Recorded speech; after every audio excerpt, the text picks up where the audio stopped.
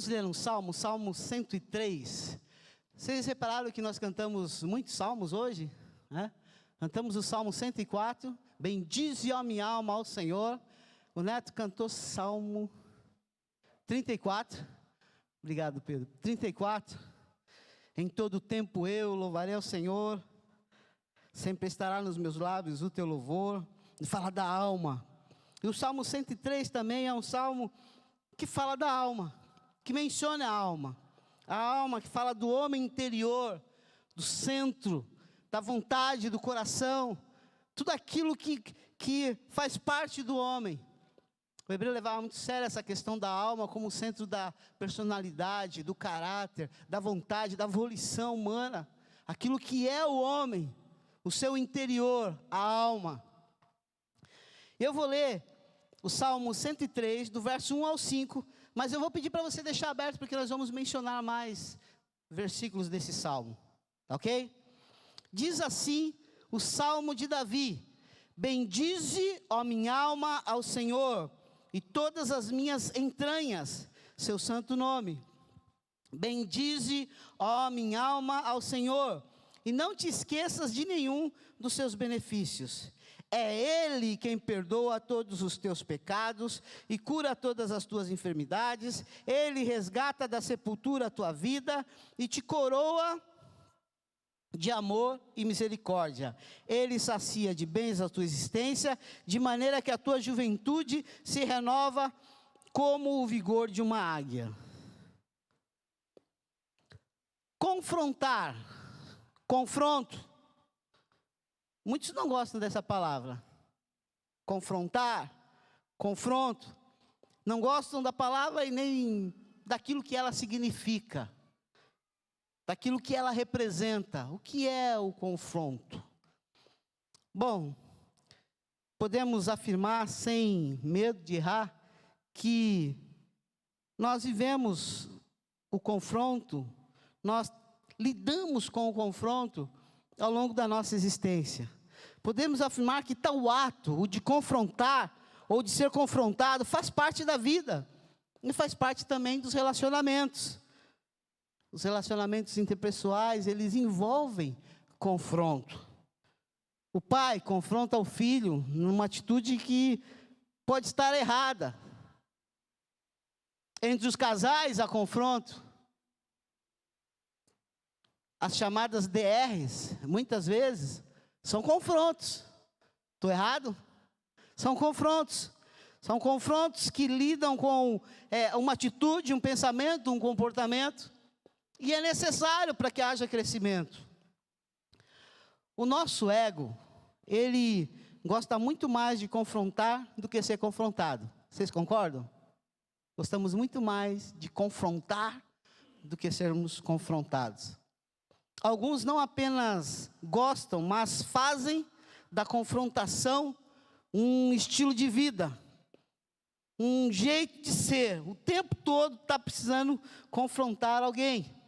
É um estilo de vida, não uma prática necessária de tempos em tempos para corrigir alguém numa atitude, numa rota, num pensamento ou num comportamento. A pessoa vive aquilo.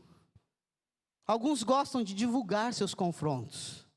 E em cima deles, até criar uma certa reputação. Quantos já não ouviram? Olha, eu fui até lá e eu confrontei. Talvez a gente tenha falado até isso já. Eu confrontei. Fui até lá e disse tudo aquilo que a pessoa precisava ouvir. Falei tudo que ela merecia e o que não merecia. Eu disse. Fui com amor, usei a palavra e bati. Bati mesmo, porque confronto é bater.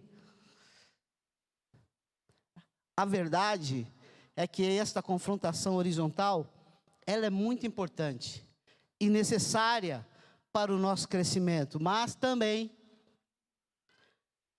pode ser mal utilizada e perigosa, tanto para o confrontado, quanto para o confrontador. Quando nos dedicamos à leitura da palavra, nós somos confrontados com ela. Se você abre a palavra de Deus e tem desejo genuíno de aprender com ela, de ver o que Deus tem, qual é a vontade de Deus para a minha vida, nós somos confrontados com essa palavra. Ler essa palavra despretensiosamente não vai trazer confronto. Eu tenho que ter desejo profundo. O que é que Deus tem para mim? Então a leitura da palavra, ela também traz confronto. É uma realidade. Nós ensinamos as crianças, na verdade, no departamento infantil, volta e meia fala, se as crianças tomaram a vitamina da semana. Qual é a vitamina da semana? BO. Bíblia e oração. Né? E tem uma musiquinha que as crianças cantam que nós adultos também deveríamos cantar. Leia a Bíblia e faça oração se quiser crescer. A gente ensina isso para as crianças. Bíblia e oração. A Bíblia, a palavra, traz confronto. E a oração nos ajuda a pedir a misericórdia de Deus para aplicar aquilo que nós estamos aprendendo na palavra. Podemos e somos confrontados com circunstâncias que nos apresentam uma nova realidade e expõem, de certa forma, algumas deficiências que nós temos, limitações, dificuldades, fragilidades e dificuldades que até então não conhecíamos ou não queríamos conhecer e sermos confrontados com elas. Às vezes surgem de problemas nas nossas vidas, dificuldades, circunstâncias, e essas circunstâncias nos confrontam, porque quantas vezes acontecem coisas conosco que nós não sabemos como lidar, não sabemos o que pensar, o que fazer, como agir, como reagir, ficamos sem chão, não poucas vezes nas nossas vidas, são circunstâncias que acontecem e nós somos confrontados com ela, e precisamos de ajuda, da ajuda do Senhor, para aprendermos a lidar com ela. Um exemplo disso é a realidade que nós estamos vivendo no mundo. A pandemia, por exemplo, escancarou a saúde no nosso país, não só no nosso país, mas em outros lugares. Todo mundo sabia que a saúde no nosso país é precária, é difícil, mas uma circunstância escancarou, confrontou, trouxe uma realidade que até então nós não queríamos ver, as autoridades não queriam ver. Confronto. Por que eu estou falando de confronto? Porque eu queria propor aqui, nesta tarde, um tipo diferente de confronto, mas tão real e necessário para as nossas vidas, muito real e necessário para as nossas vidas. O título dessa mensagem é Confrontando a minha alma. Confrontando a minha alma. Eu desejo, à luz da palavra, entendermos a importância de um bate-papo sério com a nossa alma. Uma autoconfrontação. Porque é muito fácil nós confrontarmos as pessoas, filhos, maridos, irmãos, mas uma autoconfrontação é necessária para o nosso crescimento, para nós crescermos no nosso relacionamento com Deus. O salmo que nós lemos mostra isso. O Salmo 104 fala sobre isso. Bendize a minha alma, o salmista está falando com ele. Este bate-papo com a alma é uma característica de alguns salmos. Além de Davi, os filhos de Corá faziam isso. Eles chegam a fazer perguntas para a sua própria alma. Salmo 42, 5, ele diz, por que estás tão abatida, ó minha alma? O salmista acordou abatido, triste, e ele faz a pergunta para ele mesmo, por que estás abatida, ó minha alma? Por que te angustias dentro de mim? E é interessante que ele traz a resposta. Você já reparou que muitas perguntas que nós fazemos para nós mesmos, nós temos a resposta? Parece que é uma pergunta para reafirmar aquilo que nós devemos fazer. E ele responde, por que estás abatido a minha alma? Ele diz, espera em Deus, pois ainda há de louvar por seu livramento. Ele é o meu Salvador. O Salmo 116, verso 7, o salmista diz, volta minha alma ao teu repouso. De repente ele percebeu que a sua alma estava agitada, angustiada, ansiosa, e ele dá uma ordem: volta minha alma ao teu repouso, porquanto o Senhor tem sido generoso para contigo. Conversa com a sua alma. Alguém aqui conversa consigo mesmo? Alguém aqui faz isso? Nossa. Quando você é pego conversando consigo mesmo, alguém te vê conversando, geralmente qual que o pessoal fala? Tá complicado aí o negócio, não é assim? Né? Acho que foi o Rodrigo que entregou o Jadson nessa questão. Disse que de vez em quando viu o Jadson falando sozinho no meio da rua, né?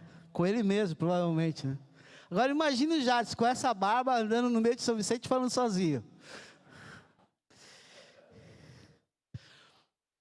Alguém olha para você e fala que, ixi, não tá legal, não tá batendo bem, tá doido, né? Mas falar consigo é uma prática importante, falar com a sua alma. E se você tinha algum preconceito com isso, fala assim: eu sou doido, eu sou um doido bíblico. Porque na Bíblia os caras também falavam sozinho. Diz lá no texto, eu não vou recordar agora, que a mulher que tinha um fluxo no sangue, diz o texto lá que ela pensava consigo: se eu tão somente tocar, ela estava falando com ela, se eu tão somente tocar nas suas vestes, eu serei curado. Ela estava reafirmando a fé dela. Agora, mas e no Salmo 103 que lemos? O que o salmista está dizendo para a sua alma? Que tipo de confronto nós estamos vendo aqui? Há um confronto dele com a sua alma? Ele está tentando falar para ele mesmo alguma coisa que era muito importante? Lógico que está. Bendize, ó minha alma, ao Senhor. Ele está fazendo um convite para ele mesmo. Ele está dizendo: olha, alma, glorifique ao Senhor, louve ao Senhor. Isso significa bem dizer ao Senhor.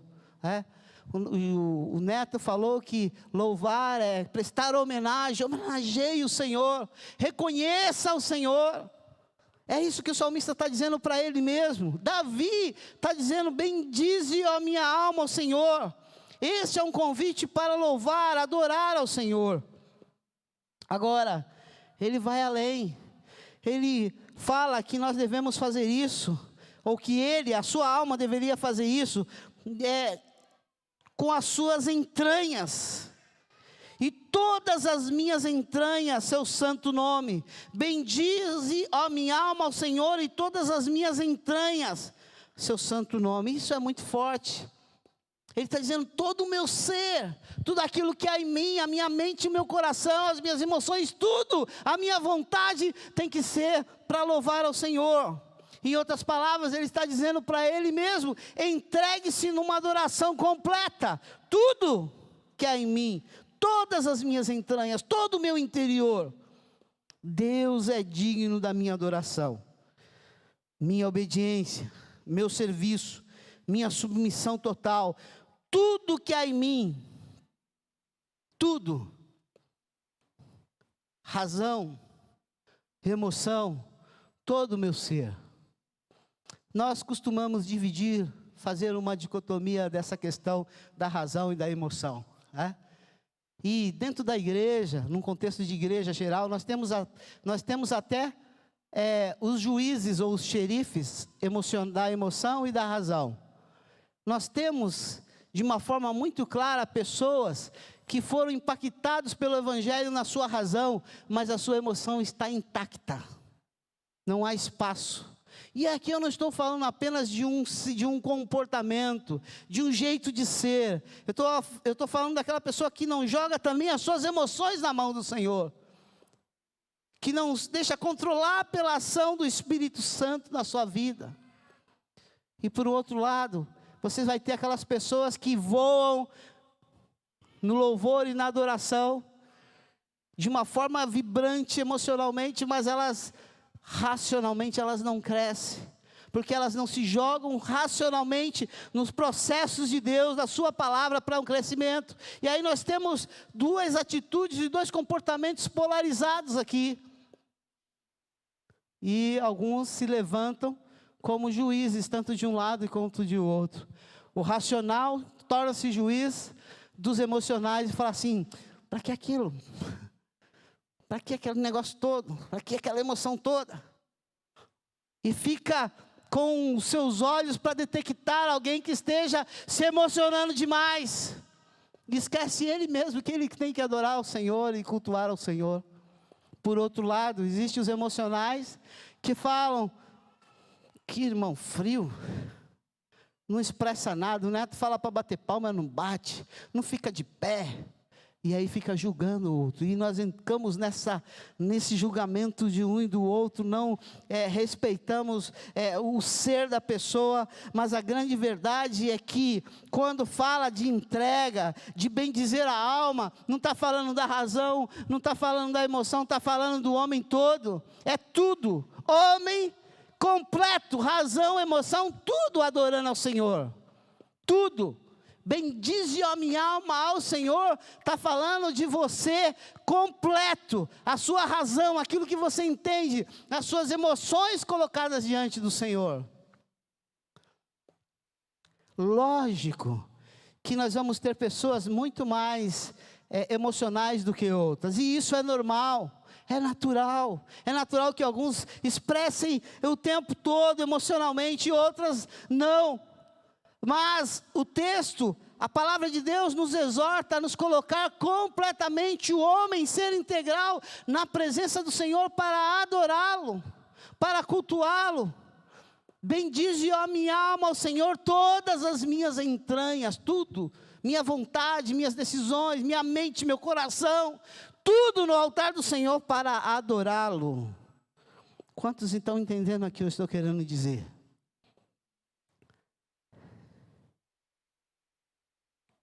Talvez o salmista esteja argumentando com base naquilo que ele já sabia, que foi escrito lá em Deuteronômio capítulo 6, verso 4 e 5. Quando Deus diz: ouve, ó Israel, Yahvé, o nosso Senhor, é o único Deus. Amarás o Senhor teu Deus com todo o coração, com toda a tua alma e com todas as tuas forças. O homem completo, tudo tem que amar ao Senhor. Jesus, mais tarde, muito mais tarde, vai ser indagado acerca do qual é o principal mandamento. E qual é o mandamento que ele vai citar? É este. O primeiro, mais importante é esse: amarás o Senhor teu Deus com todo o teu coração, com toda a tua força, com todo o teu entendimento.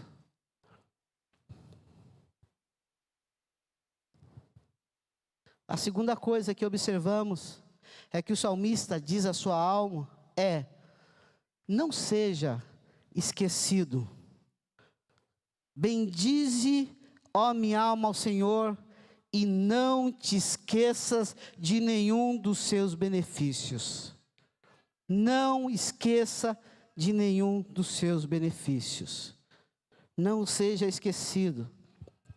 Talvez ele entendesse bem ele mesmo e falasse assim: como eu esqueço das coisas que o Senhor fez. Será que nós somos diferentes?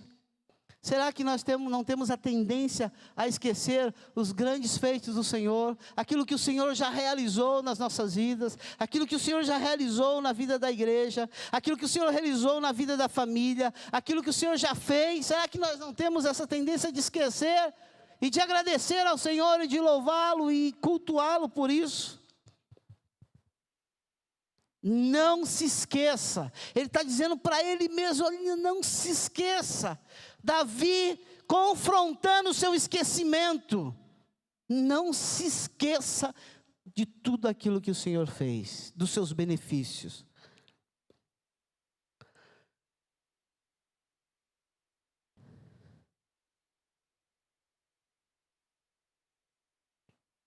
Nós somos muito esquecidos das coisas que o Senhor fez por nós. E isso é muito perigoso. Por que que é perigoso? Davi sabia o perigo que estava correndo. Porque o grande perigo não é apenas esquecer dos feitos do Senhor. O grande perigo é esquecer do próprio Senhor. É esquecer do Senhor, de quem Ele é, daquilo que Ele fez, de quem Ele é. Este é o real e grande perigo. Enquanto você vai lembrando dos feitos do Senhor, você não vai se esquecer daquele que fez tanto por você. O grande perigo da memória curta é esquecer-se do próprio Deus. E isso pode ser sutil. Talvez você diga, mas eu estou sempre no culto, sempre na igreja, participando, eu nunca vou esquecer do Senhor, eu estou sempre sendo lembrado. Isso é muito sutil, nós podemos fazer muitas coisas que diz respeito à igreja, estarmos envolvidos na eclesiologia local e mesmo assim nos esquecermos do Senhor. Porque esse esquecimento, ele não se revela quando nós estamos aqui, ele se revela no nosso dia a dia, quando nós tomamos as nossas decisões, quando nós deixamos Deus de lado, quando nós nos esquecemos de adorá-lo no momento difícil, de buscar a direção dEle. Esse esquecimento, ele se manifesta no dia a dia, na sua casa, no seu trabalho, na rua, não aqui. E quando nós não manifestamos, não reconhecemos essa presença do Senhor na nossa vida lá fora, o que nós fazemos aqui é só religião, gente. Davi sabia desse perigo. Davi sabia que isso era possível. E o argumento dele com ele mesmo, não era um argumento que ele descobriu do nada, eu não posso me esquecer das coisas que o Senhor fez. Ele foi na palavra e viu exatamente que Deus já estava preocupado com isso. Já havia uma preocupação do Senhor com isso, porque o Senhor conhece cada um de nós. O Senhor sabe que nós somos esquecidos, sabe que nós esquecemos as coisas. Veja em Deuteronômio capítulo 6, verso 12. Deus falando a Moisés, fica atento, pois a tua própria pessoa, não te esqueças de Yahvé, que te fez sair da terra do Egito, da casa da escravidão. O Senhor já está alertando lá atrás. Fique atento, preste atenção, não se esqueça do Senhor. Aqui Ele não está falando nem para não se esquecer do que Ele fez. Está falando, não se esqueça de mim. O Senhor está dizendo isso. Deuteronômio capítulo 6. Se você for lá para o capítulo 8, do verso 11 e 14, tem algo muito interessante, que é uma realidade hoje nos nossos dias. Diz lá, contudo, tem cuidado em relação a ti mesmo, a fim de não esquecer do Senhor, teu Deus, e não deixes de cumprir os seus mandamentos, doutrinas e decretos, que hoje te ordeno. Não aconteça que preste atenção, não havendo comido, e estando plenamente saciado, havendo construído casas confortáveis, e habitando nelas, havendo multiplicado o teu gado, e o número das tuas ovelhas, e também se multiplicado a tua prata, o teu ouro, e tudo que tiveres, que o teu coração se ensoberbeça, e venha a te esquecer do Eterno. Quando tudo estiver bem, preste atenção. Quando as coisas começarem a caminhar bem, cuidado, para não ficar soberbo e se esquecer do Senhor, do doador, da vida e de tudo aquilo que você possui. Será que isso acontece nos nossos dias? As pessoas às vezes chegam à igreja, ou chegam numa reunião, ou começam a frequentar, e a vida delas vai melhorando em todos os sentidos, todos, a começar da vida espiritual, relacionamentos, e ela se projeta também socialmente, e ela começa a avançar e crescer, em adquirir coisas, e de repente, ela se esquece. A palavra de Deus já nos alertava sobre isso. se esquece do Senhor. Davi sabia desse risco, por isso ele diz à sua alma: não se esqueça dos benefícios do Senhor, de todos eles. Quando nós vamos lá para os profetas menores, tem o Oséias. Oséias, ele foi um dos profetas do pré-exílio. Alguns irmãos estudaram aqui com Rafael sobre os profetas menores, né? Há lá uma palavra de juízo sobre Israel. Oséias 8:14. O que o Senhor diz a Israel? Porquanto Israel se esqueceu do Criador. Se esqueceu do Criador. E ele diz mais. Olha o que ele diz. E construiu palácios. Judá fortificou muitas cidades. Contudo, sobre as suas cidades mandarei fogo. E esse será de tal ordem que consumirá suas fortalezas. Aconteceu exatamente aquilo que o Senhor tinha dito, que poderia acontecer lá em Deuteronômio. Não te esqueças. Quando vocês começarem a prosperar, quando vocês começarem a avançar, a crescer, não se esqueça do Senhor. Então, o perigo maior não é apenas se esquecer dos feitos do Senhor, é se esquecer do próprio Senhor. E não diga que isso não é possível, porque é, e se revela nas nossas atitudes, no nosso comportamento, nas prioridades que nós damos na vida. Não te esqueças. Davi entendeu algo importante, portanto ele diz para ele mesmo: não te esqueça. O meu desafio é para você e para mim hoje é dizer para a nossa alma: bendize a minha alma ao Senhor, não se esqueça do Senhor, não se esqueça dos benefícios do Senhor. Em conversa com seu interior, podemos perceber que o salmista, ele passou por experiências difíceis, que nós podemos deduzir pelo Salmo. Ele passou por experiências complicadas, e essas lembranças mostraram, de alguma forma, a mão graciosa do Senhor, a mão poderosa do Senhor. Ele provavelmente passou por experiências de perigo, de fraquezas, de enfermidades, de incapacidade de reverter uma situação que parece tê-lo levado às portas da morte. Lembrar destas coisas, lembrar desses momentos, é ver a misericórdia de Deus.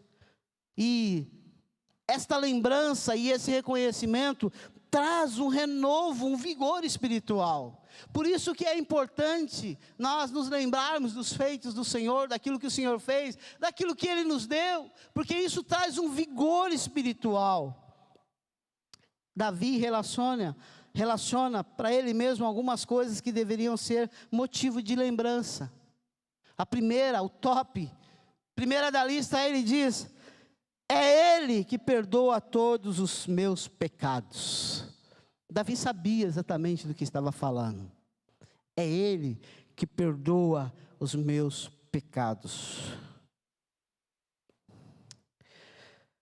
Eu queria retornar aqui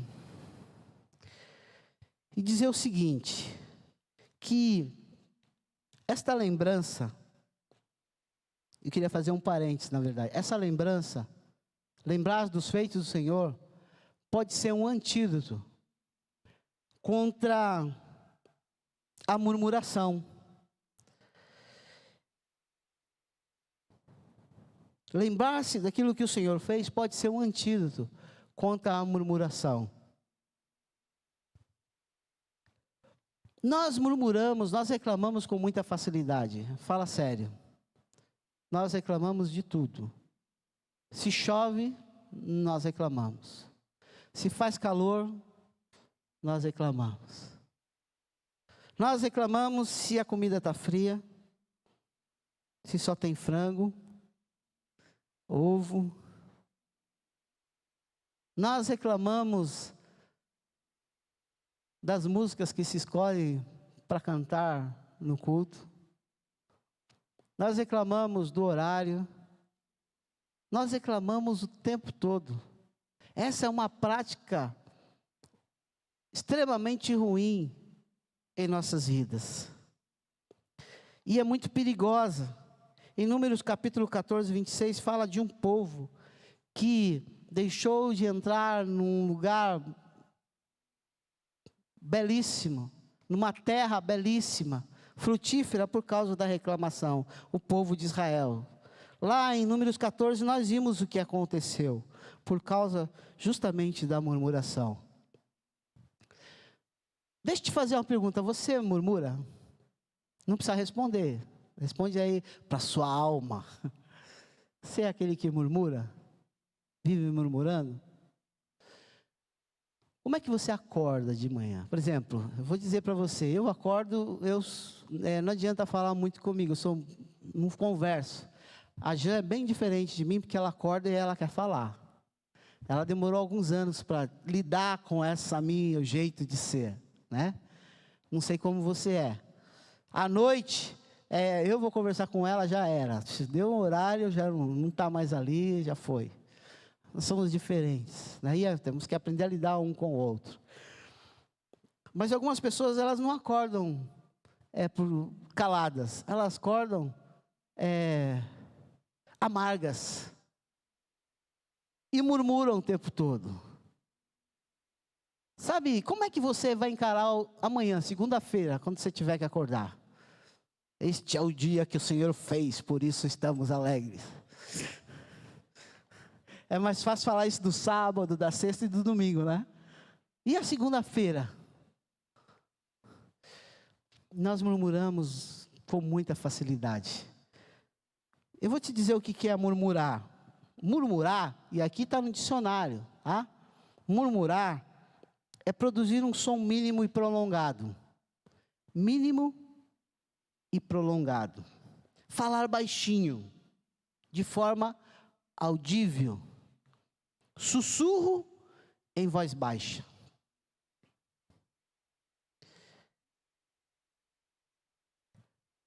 A murmuração, ela não começa de forma estrondosa. É baixinho. Começa baixinho. Não pense que o povo de Israel atravessou o Mar Vermelho e já começaram uma murmuração.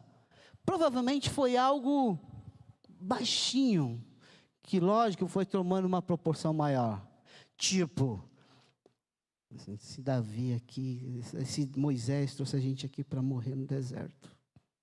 Lá a gente tinha comida, aqui a gente vai morrer de fome. Ixi, estamos no deserto, não vai ter água para beber. Não vai ter água para beber. E esse Moisés aí, cara, esse cara tirou a gente de lá. Lá a gente estava preso, mas a gente tinha comida.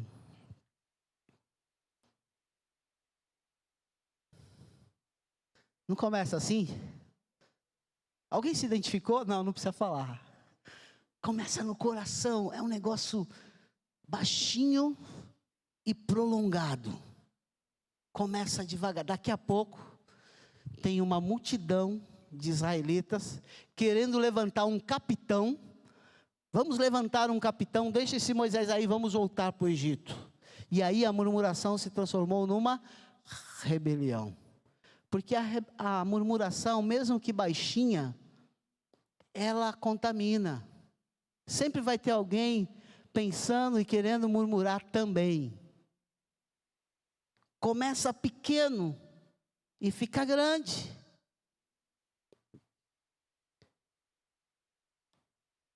Como é que você se sente conversando uma hora, o tempo 60 minutos com uma pessoa que murmura? Como é que você sai de uma conversa como essa? Fortalecido no Senhor, não é? Como é que você sai?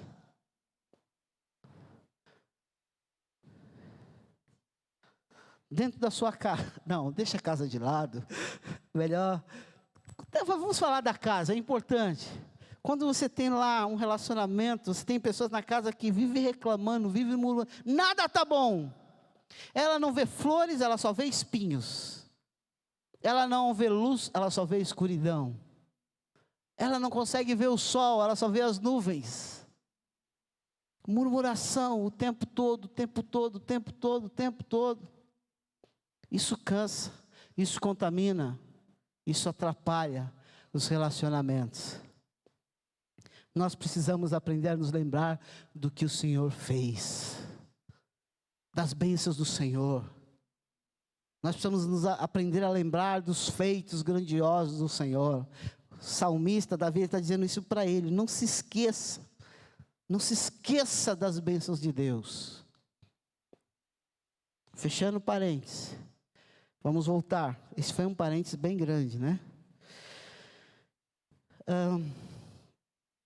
Eu estava falando que a primeira coisa que o salmista lembra, que não deve ser esquecido, o primeiro motivo de lembrança é o perdão de todos os meus pecados. E isso é importante nós nos lembrarmos, porque isso vai ser determinante para o nosso relacionamento com as pessoas que nos ofendem. Às vezes nós nos esquecemos disso, não é verdade? Ele perdoa todos os meus pecados. Davi sabia do que estava falando. Leia o Salmo 51. Veja como ele se sentiu e como o perdão de Deus tratou com ele. Ele clamava: Senhor, me dá alegria, eu perdi a alegria da salvação por causa do meu pecado. Torna a dar-me essa alegria. Davi está falando assim: não se esqueça que é Ele quem perdoa todos os seus pecados. Está falando para Ele mesmo.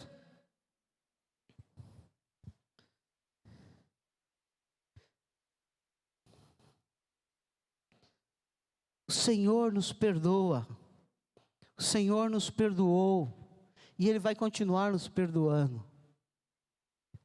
E isso é importante nós nos lembrarmos. Existem pessoas que ainda não se perdoaram, existem pessoas que têm dificuldade de perdoar outras pessoas, porque se esquece daquilo que o Senhor fez, do perdão que receberam do Senhor. Quando nós entendemos quem nós somos e o que o Senhor fez por nós, no que diz respeito aos nossos pecados, às nossas mazelas, o perdão começa a ficar, não vou dizer fácil, mas começa a se tornar uma prática natural na vida do cristão. Quando eu entendo que o Senhor perdoou todos os meus pecados, eu começo a desenvolver e caminhar na direção dEle e tenho gratidão a Ele. A gratidão não me faz esquecer. Gratidão é algo que nos faz lembrar. Quando você é grato por alguém, você lembra sempre daquela pessoa. Não é verdade? Ninguém fez por você o que o Senhor fez. Então nós não podemos esquecê-lo jamais. E esquecer que Ele nos perdoa os pecados. E se pecarmos, 1 João 9 diz: se confessarmos os nossos pecados, Ele é fiel e justo para nos perdoar os pecados e nos purificar de toda a injustiça. O salmista disse também que é Ele que cura, que sara as enfermidades. O que o salmista está dizendo aqui é que Ele tem poder para curar as enfermidades. Não está querendo dizer que Ele tem obrigação de curar todas as enfermidades, e de que Ele vai curar todas as enfermidades, mas que Ele tem poder para curar todas as enfermidades. E nós, todos nós já experimentamos cura da parte do Senhor. Em grau complexo ou simples, mas nós enfrentamos e lidamos com enfermidades e fomos curados pelo Senhor. E às vezes, curas que nós nem imaginávamos, nós nem sabemos o que aconteceu. E o Senhor usa tudo. Toda cura vem do Senhor, o Senhor usa de uma forma milagrosa, o Senhor usa os médicos, o Senhor usa tudo, porque Ele governa sobre tudo e todos. Então o salmista está dizendo, fala assim: olha, as suas enfermidades o Senhor cura. E é interessante pensar que Ele colocou aqui junto com o perdão dos pecados, as enfermidades, não porque está correlacionado uma coisa com a outra, mas porque quando vem o perdão de Deus, nós recebemos cura também na nossa alma. Nós recebemos o tratamento de Deus na nossa alma enferma. Cura na alma. Então, coisas que até então doíam dentro de nós, eram complicadas dentro de nós, Nós recebemos o sopro, o bálsamo do Senhor, do seu Espírito, e nós somos curados. Outra coisa que nós não devemos esquecer é que Ele resgatou a nossa vida. Ele resgatou.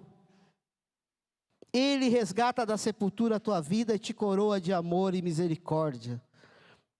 Aqui nós vemos duas coisas que o Senhor faz e que nós não devemos nos esquecer. Ele resgata a nossa vida. Ele nos resgatou da morte. Provavelmente daqui está falando de alguma situação de morte mesmo. Mas nós, no nosso contexto de vida com Deus, de relacionamento com Jesus, daquilo que Ele fez por nós, nós sabemos aquilo que Ele fez. Nós estávamos mortos e Ele nos resgatou. Colossenses 1,13 diz exatamente isso, que Ele nos resgatou do império das trevas e nos transportou para o reino da luz. No reino da luz, nós enfrentando, filho do seu amado, nós enfrentamos situações difíceis, mas o Senhor nos dá força para enfrentar todas elas, porque nesse reino nós temos a presença dEle. Então nós saímos de um reino para outro, porque Ele nos transportou, nos levou para lá. Ninguém foi, Ele nos levou. Ninguém disse agora eu vou, não, Ele nos puxou, Ele nos atraiu com cordas de amor. Ninguém disse agora eu vou, não, nós somos atraídos. O amor de Deus é algo que nos atrai, é como um imã. Com amor eterno eu te amei, com benignidade eu te atraí, é algo que atrai. Ele te resgatou, e não apenas isso, Ele também te coroou com amor e misericórdia. Coroa é um prêmio. O prêmio que nós recebemos sem merecer, graça do Senhor, graça, amor e misericórdia. O Senhor amou o povo de Israel, o Senhor amou a cada um de nós, e Ele enviou Jesus, Ele te coroa com amor e misericórdia. Lembre-se disso, porque você não merecia isso, eu não merecia isso, mas Ele nos amou com amor, Ele nos coroou com amor e com misericórdia.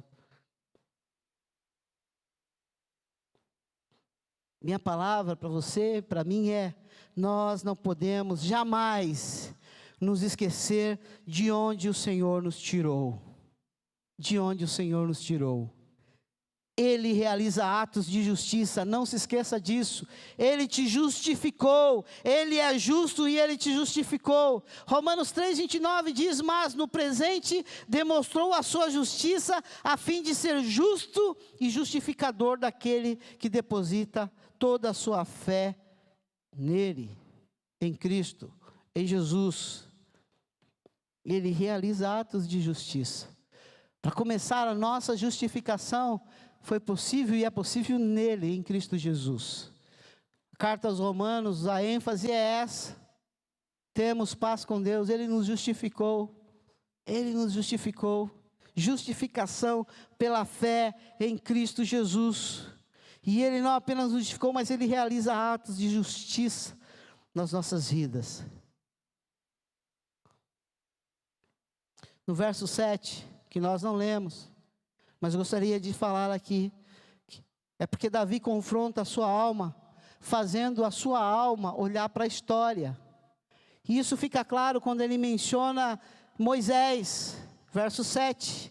Ele revelou seus caminhos a Moisés e aos israelitas seus feitos maravilhosos. Em outras palavras, Davi está falando para ele mesmo, olha, vamos dar uma olhada para a história, o que ele fez. Quando fala de Moisés, está falando da história de um povo. O que o Senhor fez lá. Todos concordam, olhando para a história do povo de Israel, que eles foram ingratos, difíceis, rebeldes. Um povo complicado.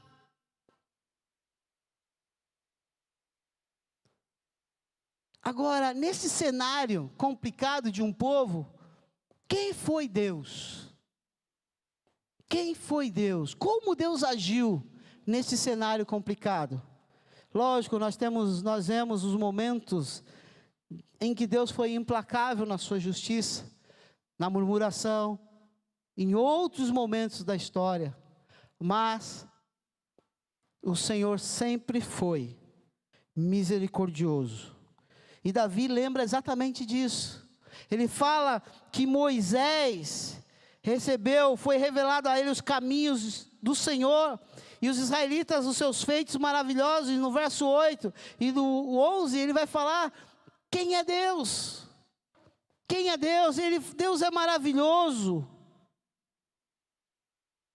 é compassivo, paciente, generoso em seu amor, imenso em amor. No meio desse contexto da história de um povo, Deus se revela profundamente gracioso, misericordioso, paciente. Davi está falando assim: lembre-se de Moisés, lembre-se do povo, como Deus reagiu, como Deus agiu, como Deus foi bondoso, misericordioso, generoso, nesse contexto todo complicado.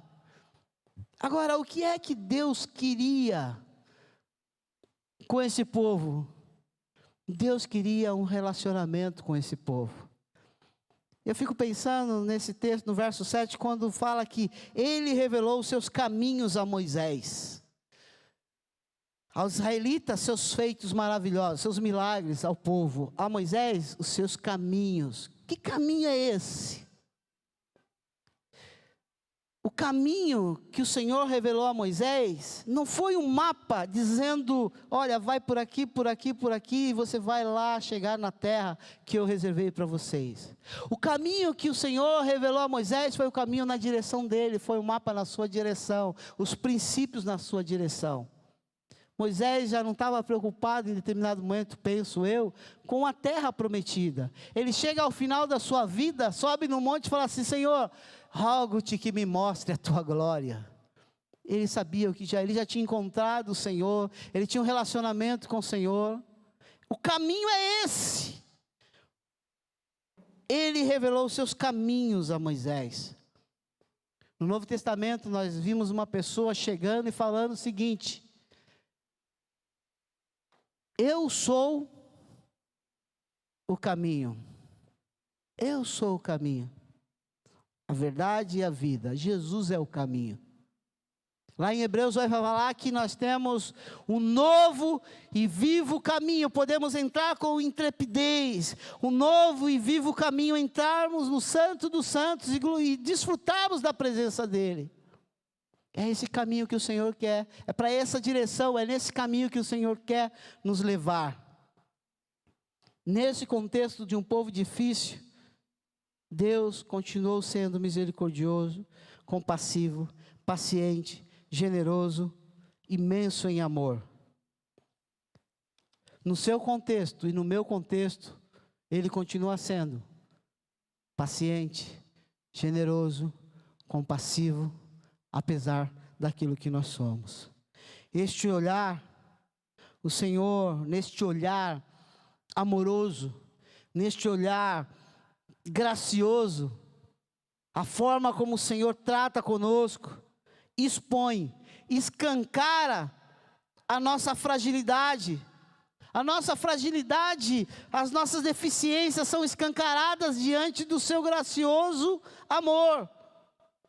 Nossas atitudes e valores, nossas práticas egocêntricas, nosso narcisismo entram em xeque quando nós olhamos para o amor do Senhor.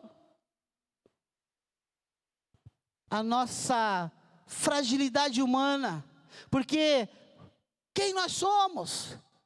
Davi estava falando para ele mesmo: não se esqueça de quem é o Senhor e quem nós somos. O verso 13 e 14, ele diz: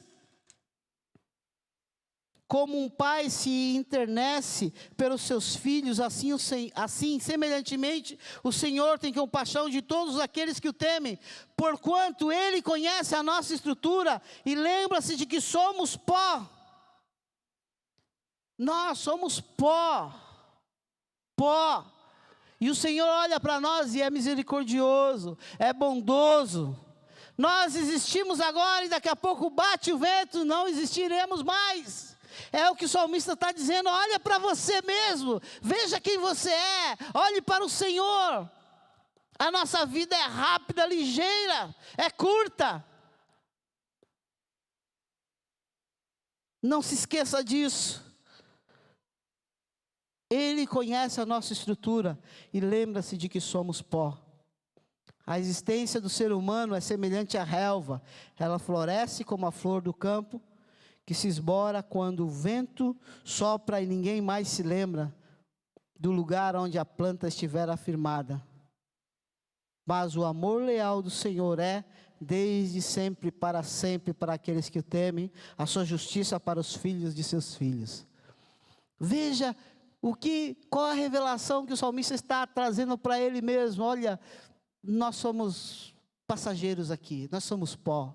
Daqui a pouco nós não vamos estar mais aqui.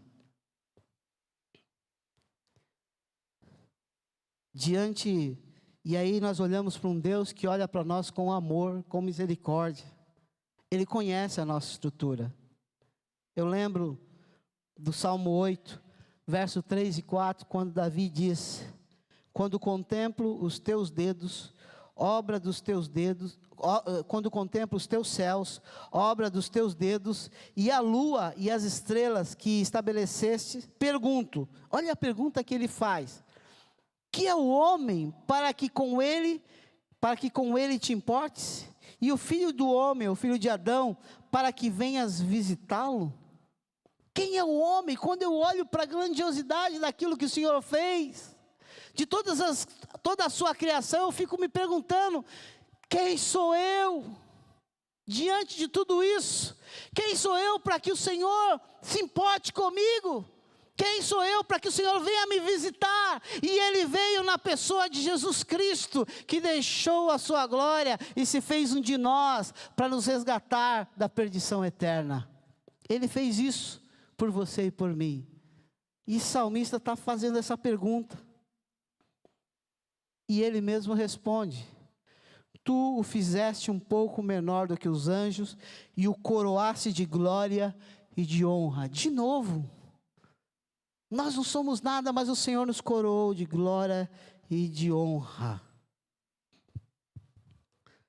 Diante desta realidade que muitas vezes foge à nossa mente, a conclusão que Davi chega é: tem alguém sentado no trono, tem alguém comandando tudo isso.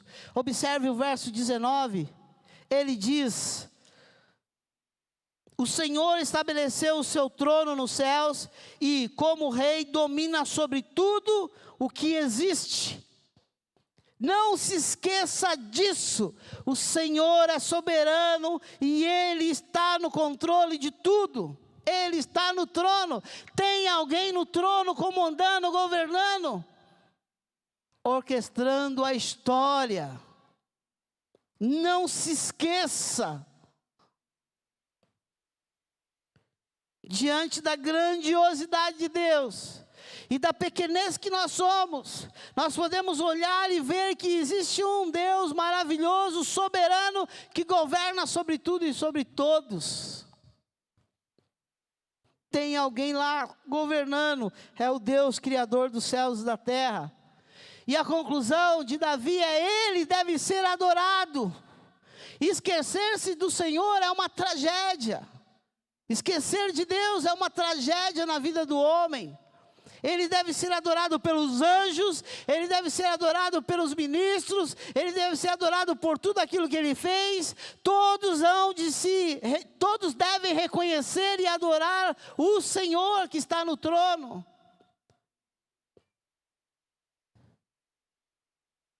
Observe o restante do verso. Bendize ao Senhor vós seus anjos, forças poderosas de elite, que amais a sua palavra e obedeceis todas as suas ordens.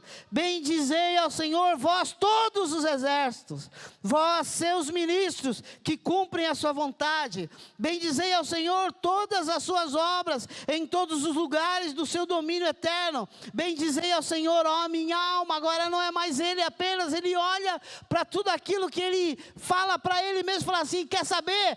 Todo mundo tem que adorar adorar, bendizer ao Senhor. Todos têm que se curvar, anjos, homens, em todos os lugares, todas as autoridades, e assim será, porque a palavra de Deus diz que um dia todo homem há de dobrar o seu joelho e reconhecer que Jesus Cristo é o Senhor, para a glória de Deus do Pai, porque Ele está no controle de todas as coisas e Ele é o Senhor. Nós somos pó.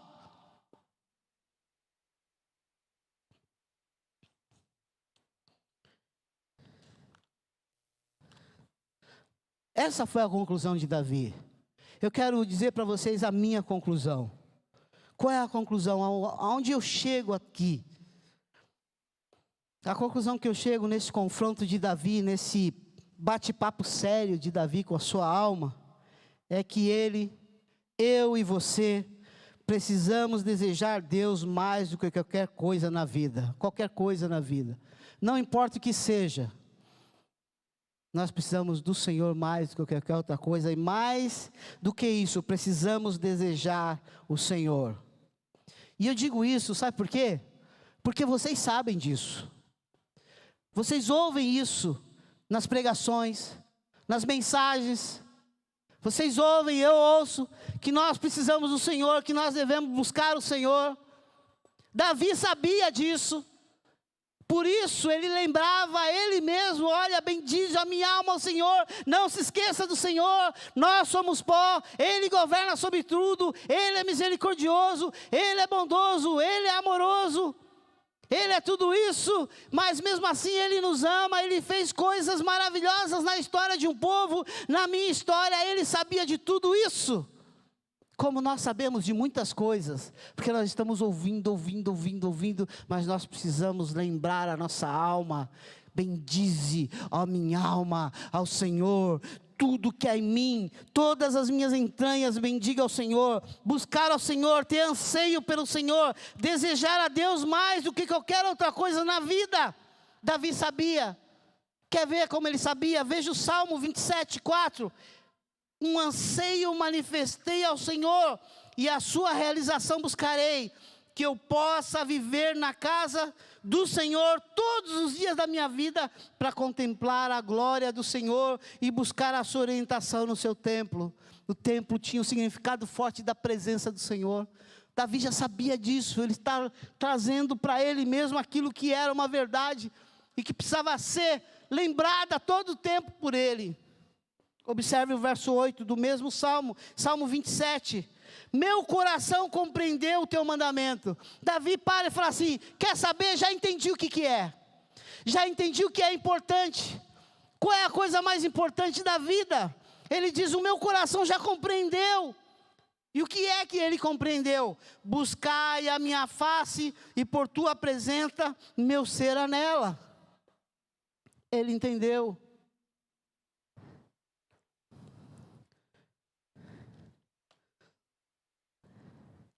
Nós precisamos entender isso, e começar a ter um confronto, uma autoconfrontação conosco mesmo, para pararmos de murmurar, de reclamar, de ver as bênçãos do Senhor, de ser grato por tudo aquilo que nós recebemos, ser grato de verdade. Quando você ora, coloca na balança, de um lado está o quê? Tudo aquilo que Deus ainda não fez, e que você está pedindo para o Senhor: ó, tem essa lista aqui de coisas que o Senhor ainda não fez por mim, e que precisa ser feito. E do outro lado estão as bênçãos que o Senhor já derramou sobre a sua vida. Você consegue listar coisas que o Senhor fez, você consegue agradecer pela sua família, pela sua esposa, pelo seu filho, pelo suprimento, pela igreja, por tudo aquilo que o Senhor já te deu. Ou eu estou tocando a minha vida, isso aí eu entendo.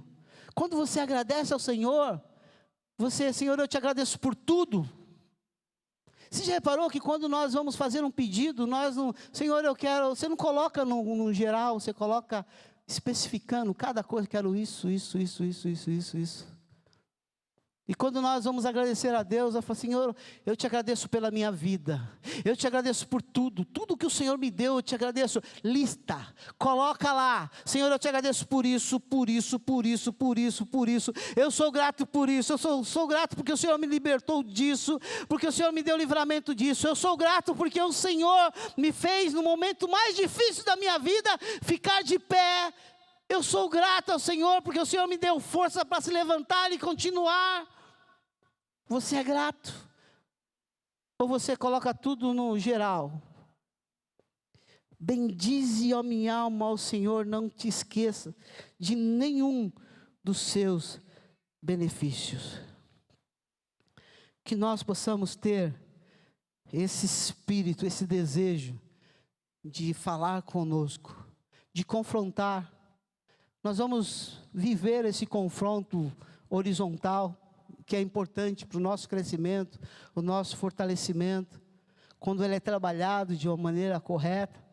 Mas nós vamos ser melhores confrontadores quando nós aprendermos a confrontar a nossa própria alma.